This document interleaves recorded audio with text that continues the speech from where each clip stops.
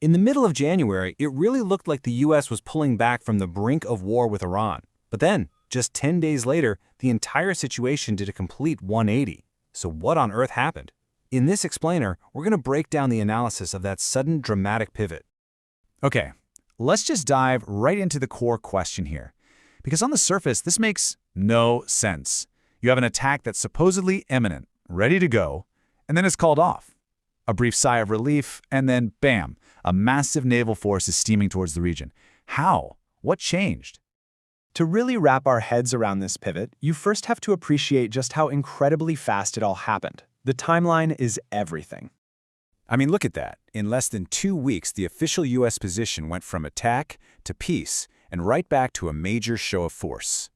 Now, the public reason for canceling the attack was that Iran had supposedly agreed not to execute nearly 800 protesters. But according to the source material we're looking at, the real story, the one that forced this change, was happening behind closed doors. And that brings us to the crucial factor. The analysis we're citing points to one thing that completely changed the game: intense, last-minute pressure from America's own allies in the Persian Gulf.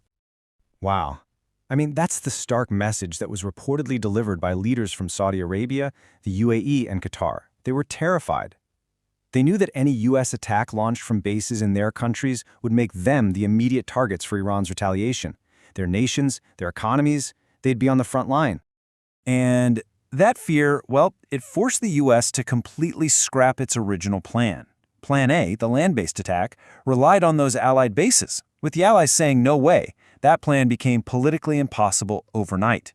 The U.S. needed a new playbook, one that didn't require getting a permission slip from anyone in the region. So, where does that lead? Well, if you can't use the land, you use the sea. And for that,